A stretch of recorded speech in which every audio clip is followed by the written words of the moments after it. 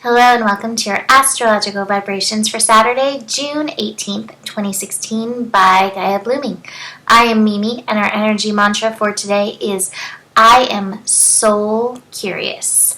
And today we've got that moon in Sagittarius building to the full moon.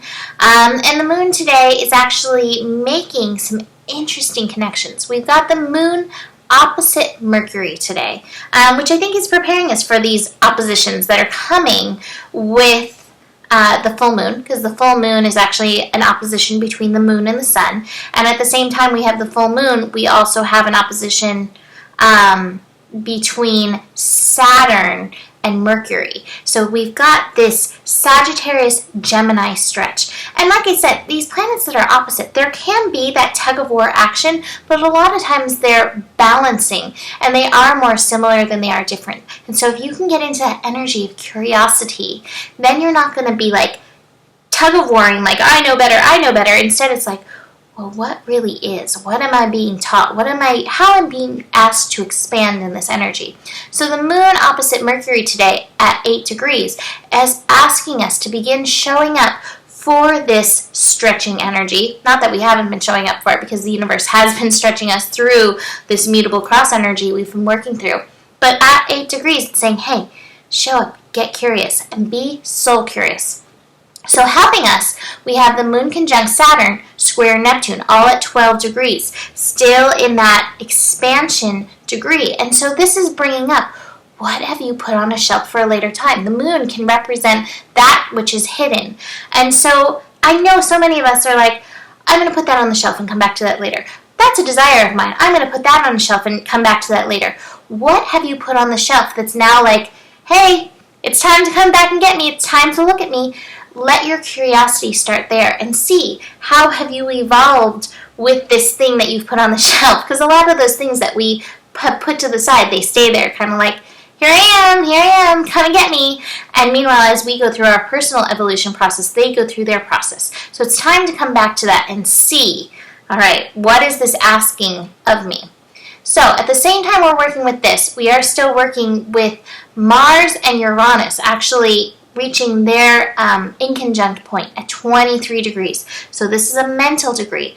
Mars retrograde in Scorpio, helping us get into the soul of the matter, get into the foundation of the matter, really tune into our desires. And Uranus is the liberator. Uranus in Aries is the liberator of our I am vibration. So this inconjunct energy is actually asking you, even though that inconjunct is like we're not quite seeing eye to eye, both of them are asking you, can you get into the energy of who you really are, your real self?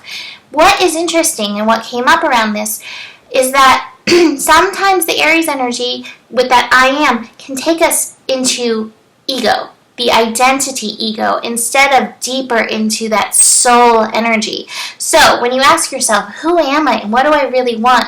You may get the ego answer at first, and that's fine. You don't need to battle that, but then go deeper, because there's a deeper resonance that's wanting to come up, and your Mars retrograde energy, that's going to pull that up for you. So don't get caught up in that first answer, because I was asking myself that this morning, and I had those first answers, and I was like, that doesn't feel like my soul. How I want to be seen in the world.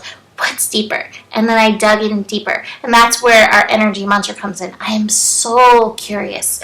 Take your curiosity deeper into that soul energy.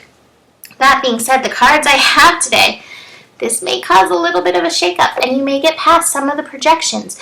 Who you thought you are, or who you think you are, may still be just a projection, this ego identity projection. And so what really wants to come through is a deeper part of ourselves, a deeper awareness. There's the awareness card.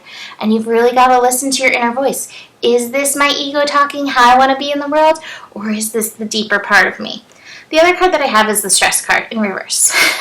Don't stress about this. If it's not coming through, relax. Soul stuff comes through, and suddenly it's like this ping, and ripples through your body. So listen to that deeper part. Do not stress about it. And,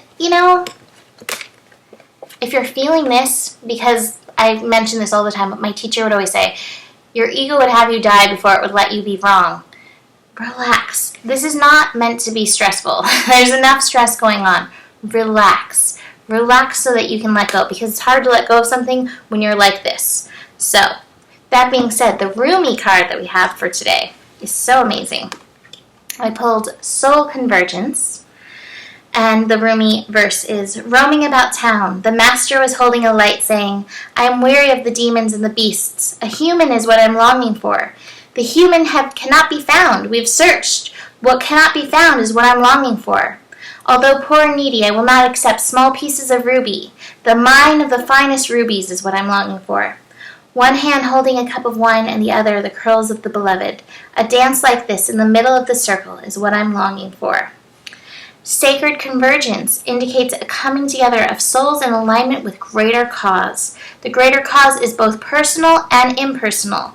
There is an aspect of joining together for common purpose, although that purpose may not be immediately obvious at the level of day-to-day consciousness. The common soul purpose may be to lift each other into greater love and self-belief, to shed fear, open the heart, filling each individual soul with more holy fire for its personal, passionate purpose.